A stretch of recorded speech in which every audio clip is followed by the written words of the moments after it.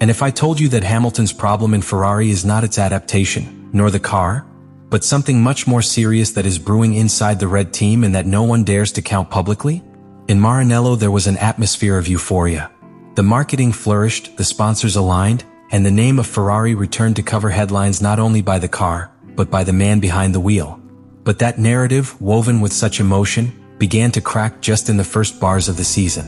What seemed like a perfect symbiosis between history and talent quickly transformed into a complex coexistence, marked by impossible expectations, questionable strategic decisions, and above all, a car that did not live up to it.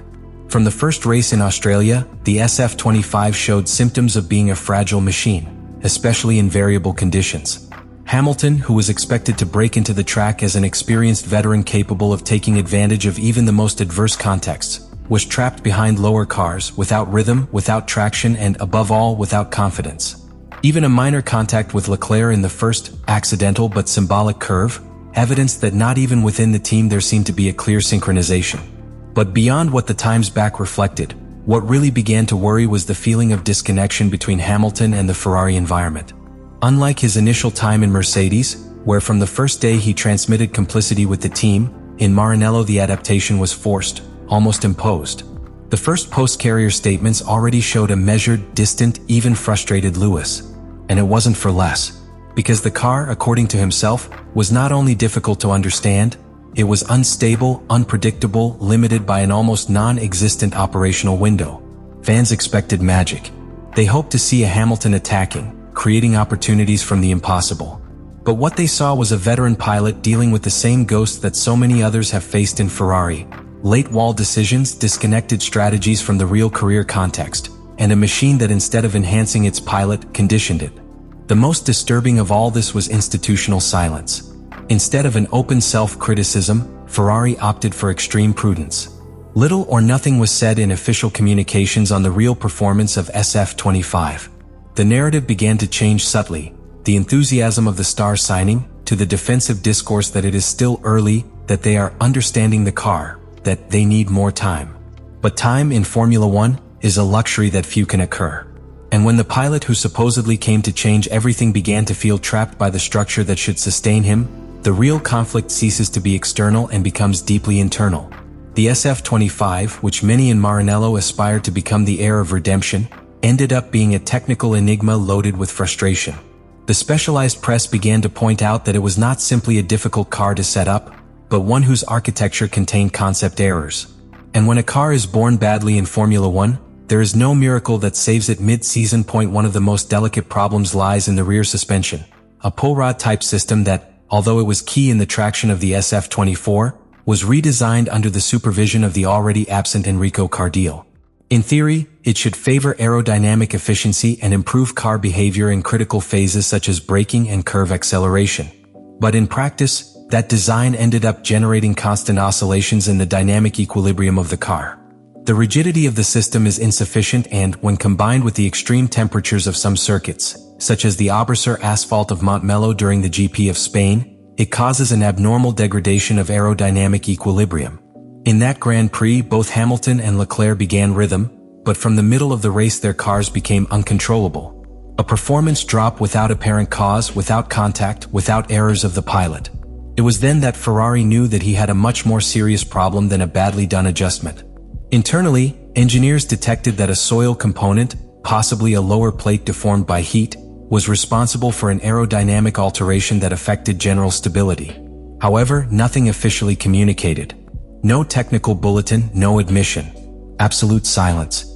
And that silence was even more revealing. When the media asked in the previous GP of Canada about problems in Spain, Hamilton simply replied that he could not talk about the subject. That the team had explicitly instructed him and Leclerc not to disseminate details. That answer ignited all the alarms in the paddock. Because if the problem were exclusively technical, why hide it? The lack of transparency suggested somewhat deeper, more structural, perhaps even political. What this episode exposes is not only a technical weakness, but a fracture in Ferrari's operational culture. A team that has preferred to arm behind a wall of silence instead of facing criticism, even when that criticism could help find solutions. History shows that opacity in Formula One is rarely a sign of strength. On the contrary, it is usually the unequivocal symptom that important decisions are being made privately, under pressure and without a clear direction. In addition, the technical is intertwined with the human. The SF25 operational window is so narrow that even a minimum deviation in track temperature, tire pressure or flat background height can make the car go from being competitive to becoming ungovernable. This not only affects the performance and career performance, but also the morals of the team. Leclerc has been explicit in stating that the car has potential, but finding that optimal point is like looking for a needle in a haystack. And for Hamilton, accustomed to much more predictable machines in Mercedes, this volatility is a direct blow to its trust. In any other team, this situation would have already unleashed an open debate about redesign, structural changes, or even resignations. But in Ferrari, priority seems to be to control the public narrative rather than correct technical errors. The shield, the image, even at the expense of progress, is protected. That culture of secrecy inherited from past decades is still in force. And that is precisely what can lead to the collapse of a project that promised glory and is delivering frustration. Meanwhile, Hamilton is still limited by an environment that not only gives him a lower car, but also prevents him from saying what he really thinks. An unsustainable situation for someone who, at this point in his career, has nothing to demonstrate and much to demand. That Hamilton's story in Ferrari is not written with the ink of immediate triumph, but with the most rough stroke of early disappointment. Because while the world was waiting for an immediate fusion between legend and Italian machinery, what has emerged is a much more raw experience. The most successful pilot of his generation facing the fact that his new team is not only broken in the technical, but also in structural. And that realization is beginning to weigh, not in its return times, but in its expression, in its gestures, in its contained words. After the disastrous weekend in Spain, where it was clear that the SF25 was far from being a reliable car, Hamilton entered a visible introspection phase. He, who at other times would have raised his voice, opted for the moderation.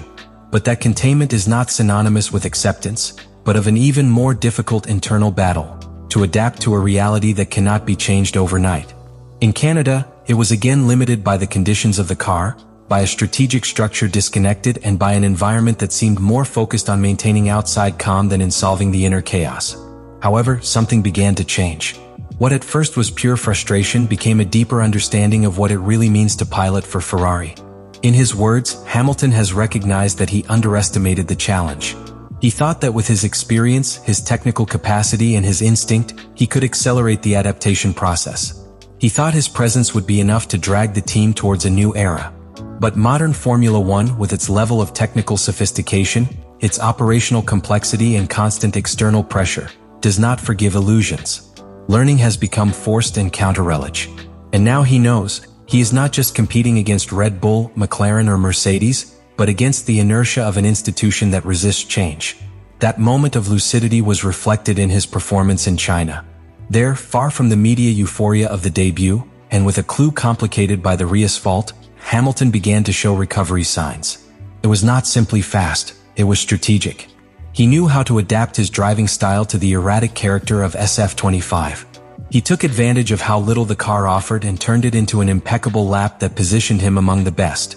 In just 2 races, he achieved what many of them takes half-season, to meet their essence even in a hostile environment. That classification to sprint in Shanghai was a point of emotional inflection. It was there that many realized, and perhaps he too, that the road would not be direct to success, but full of battles that could be won from the technical, from the mental, and, above all, from the symbolic. Because sometimes, in Formula One, the true value of a pilot is not only in its victories, but in its ability to resist when everything is against it. However, this climax does not bring a definitive resolution. Ferrari is still a team trapped between 2 ages. He has talent, he has resources, he has the story. But it lacks direction, coherent technical leadership, and a culture open to real change. For Hamilton to triumph, it is not enough for him to adapt. It is Ferrari who must be transformed. At the moment, the 7 times world champion remains in that thin line between hope and disenchantment.